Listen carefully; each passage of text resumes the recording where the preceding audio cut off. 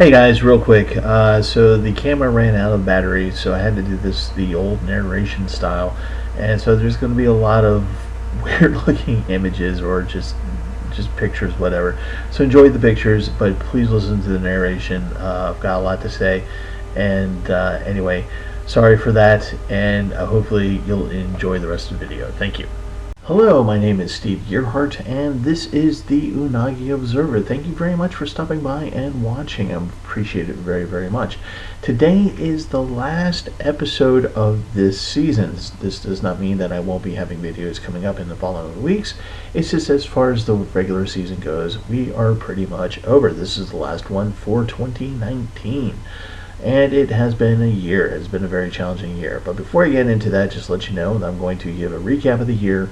And then for those of you who are going to Animore or are thinking about going to Animore, the rest of the video will be Where to Eat for Animore Part 1. Okay, so let's start with the recap first. Like I said, I knew this was going to be a challenging year. I just didn't know how challenging it was going to be. I started a new job in 2018 and late 2018, October, and I knew that the new job was going to require a lot of time for me. I just did not know how much time. So much time in addition to things that happened in my own personal life, but also my job pretty much took time away from me to being able to go to certain events, panels that I would normally go to, and of course I had to cancel going to Otaku at the last possible second, which really, really sucked. This would actually impact the channel insofar that normally when I go forward to these kinds of things, it's a way for me to get an idea of like up and coming anime, new anime, or anime I haven't seen yet that I want to kind of take a chance on, and those usually are something I will talk about on the video channel, on this channel. Unfortunately, that did not happen this year, so I was stuck to my own devices and I made a lot of poor choices. So so one of the challenging things was that I had wanted to do reviews on newer anime, and by newer I defined it as going only back as far back as 2014. Anything done before 2014 I was not going to review. This was a way, because for those of us who are older otaku like me, we don't want to get stuck in the same old tropes, the same old kinds of things over and over again. It's good to branch out and experience new things and find new things that we'll like. It's kind of how I discovered Pat Labor a long time ago.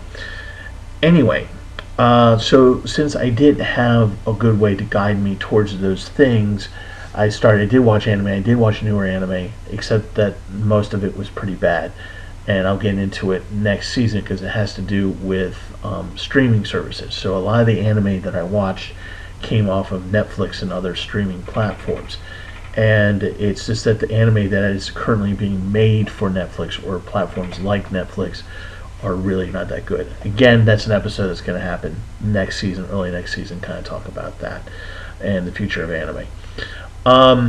So that was one aspect of the challenges. The other challenges were, of course, my personal life, wherein towards the end of the year, unfortunately, my mother got sick and she did pass away. So that took a lot of time, obviously, out of my life and things that I needed to do for myself and for my family at that point. So there was a lot of other things I didn't get to do. As a result, I'm happy with the season overall. I just felt that because I got blown out of the pocket with not being able to do the content that I really wanted to do, I feel that it was not so much lacking, but just not what I wanted to do. So I'm kind of hoping that in 2020, things will be a little bit smoother. I know the parts of my job now that I need to watch out for, to take into consideration for planning to do my events and going to conventions and things like that. I don't like giving, in case you're wondering, I don't, even though you said, well, Steve, you said you saw a lot of anime, why didn't you review on the ones that you didn't like? And the reason is because I don't like giving bad reviews. The reason why I don't like giving bad reviews is because you find more bad things than you find good things. And I don't want to be the older otaku who kind of sounds like, kids, you stay off my lawn, you meddling kids. That's not the kind of person I want to be. And I want to promote more the good things that are out there that I want to promote, not saying not go see the bad things that are out there. So that's just kind of my worldview on that, and that's why I didn't do any of the reviews on a lot of the bad stuff that I saw. One of the things, but there were highlights. There were definitely highlights this season. One of them was I started off the season doing panels at Animore. One was and the other one was really good. And again, thank you to Geek Archaeology for posting that video on their YouTube channel. Thank you very much. And it was a lot of fun. I enjoyed it very much, so much so that I signed up to do 2 more this year at Animore. I have not heard if I'm going to be doing them or not. I should be hearing about that in the next week or so, but I'm looking forward to it. It was, like I said, it was a lot of fun, and it was just a neat experience for me, a neat and new experience for me. One of the other things, the upshot of this year, was that I did a little, like 3 or 4 episodes, basically about horror-related stuff in Japan as it relates to Halloween here in the United States. I did 3 or 4 of them, and I got a little bit of response from that, and it was pretty cool. I enjoyed doing it, and it was talking about yokai, which is a subject I'm particularly interested in. It's fun, and it was really pretty cool. I enjoyed it, and your reactions to it were really good. Speaking of your reactions to something I've done, you guys really surprised me on Johnny Soko and his flying robots. That was the one that got the most views at 650, and you guys really responded to that, not only in the comment section, but actually in a lot of email. I got a lot of email over this one, and nothing controversial, just just kind of talking about it and people who enjoy this kind of thing. And so it's giving me really good thoughts about what I want to do for next season, for 2020. And I'm thinking that might be the retro. 2020 might be the retro year, talking about stuff, early Japanese broadcasting, kaiju movies, maybe older anime, that kind of stuff. I'm kind of toying with that idea a little bit. I'm not 100% sure, but there will definitely be more retro kind of stuff next season, because it seems like you guys really like that.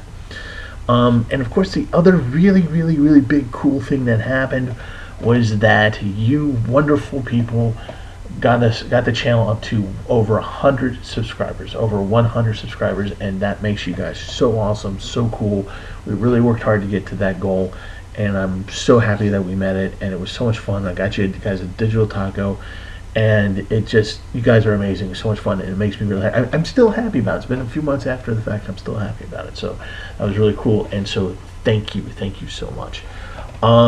So I'm going to end this recap on that good, happy note.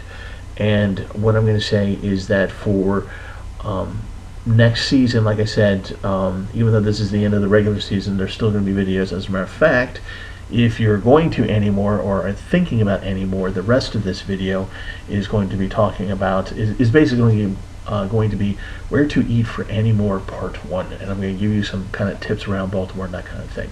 Part 2 is going to talk more actually about where to eat.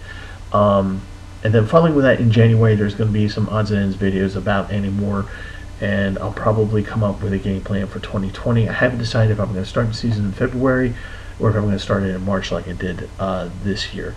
I'll let you guys know, but just know that keep coming back. There will be a video just about every week. For example, after tonight, after Christmas, there's going to be another video waiting for you, and that's going to be the Where to Eat for Animore Part 2. So I'm going to stop myself from rambling on at this point, and again say thank you so much for everything this year, all the kind words, getting us to 100, the comments on the various episodes. That was really cool. Thank you. You guys are awesome. And so I'm going to go on to the next part of the video, and that's going to talk about Animore. So if you're interested, stick around. If not, have a Merry Christmas, Happy Holidays, and I will see you guys next time. Alright, this is Where to Eat for Animore Part 1. Okay, this is for you guys who are coming to Animore or are thinking of coming to Animore. Animore is a wonderful little convention, and when I say little, I do mean little. They are small. We're talking somewhere between 500 and 600 attendees. They say they can go up to 1,000 to 2,000, but I have not seen I haven't seen numbers like that yet. But it's a wonderful little convention. It is family oriented. So if you want to go to an anime convention, you're kind of on the young side, this is a convention to talk your parents to take you to. And if you're a parent, this is a very safe convention to bring your kid to. When I say family friendly, they mean family friendly.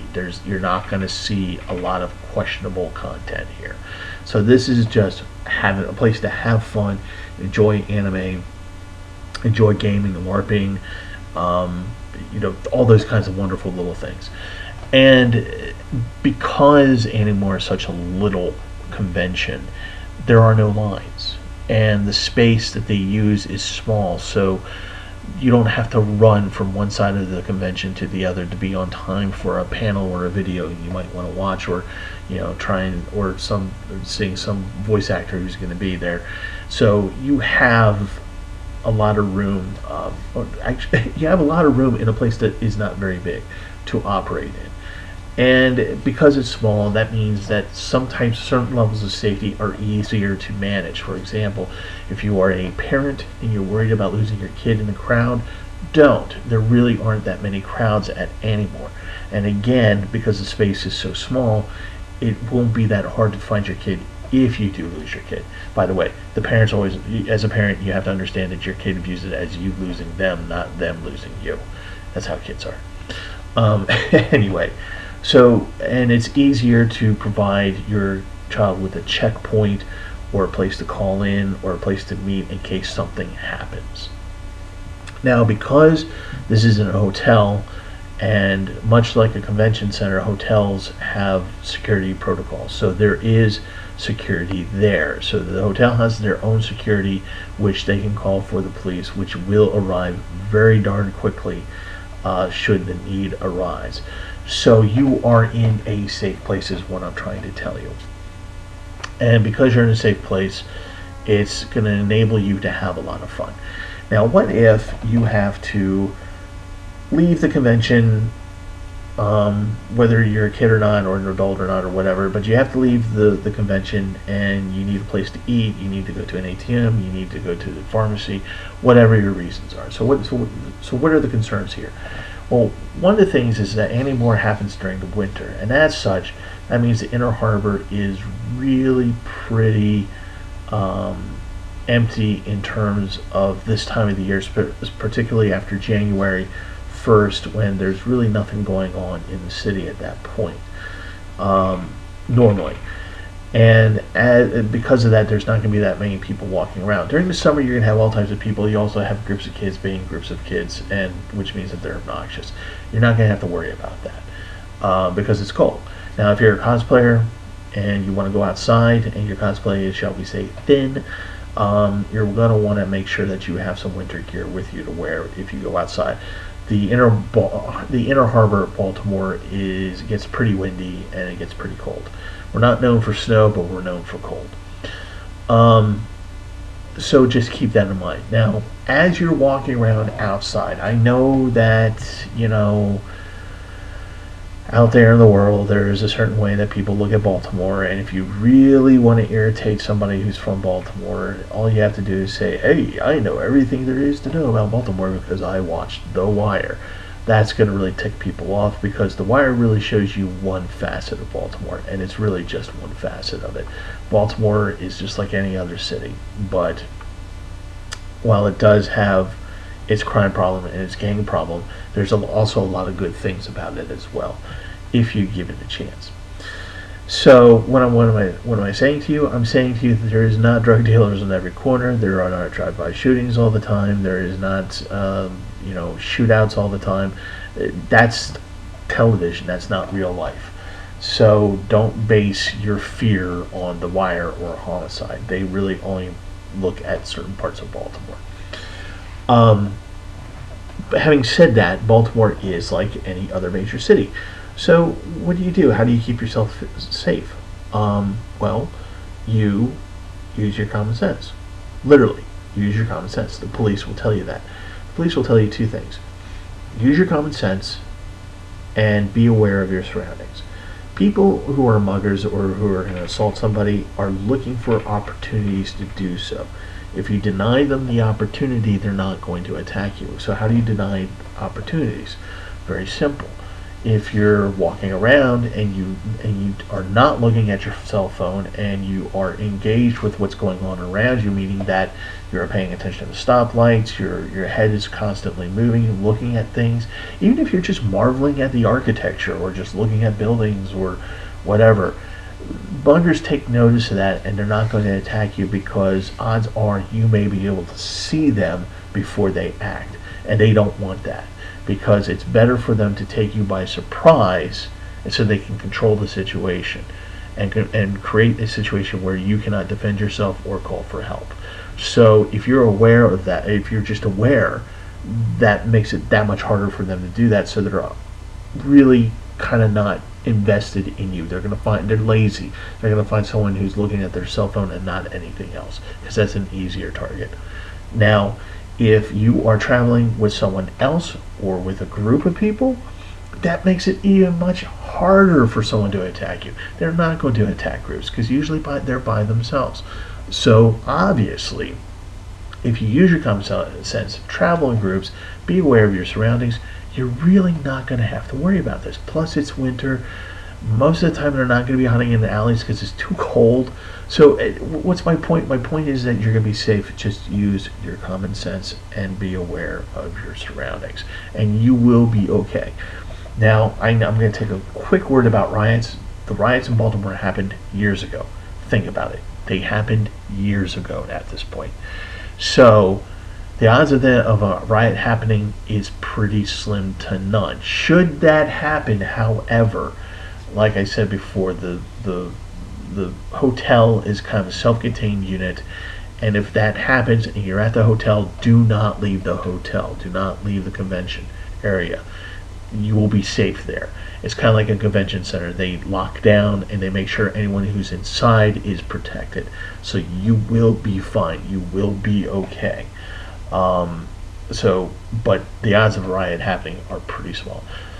Again, in terms of the hotel itself, there is a parking garage right next door to the hotel, so you should be fine. I'll show them where the parking is in the next video, and talk about that. So what am I saying to you? What I'm saying to you is you're going to have a great time. You're going to use your common sense. You're going to travel in groups. You're going to go to the places where, if you need to go eat, I'll show you where to go. They're pretty close by. And there's a lot of things you don't need to worry about except for having a good time. Okay, so that's it for this video, because I'm going on a little bit longer than I intended. And I'm going to give you more information after Christmas. So about 2 or 3 days after Christmas, before the new year, I hope, I will publish the next video, Where to Eat for Animore Part 2. And in there, I'm going to show you the actual places where to go, give you the hours that they're in operation, and a couple more little hints and helpful kind of tidbits. Okay, between now and then, thank you so much for watching. Thank you for coming by. My name is Steve Gerhardt. This is the Unagi Observer. And I just want to say Merry Christmas and Happy Holidays between now and then. All right, have a good one.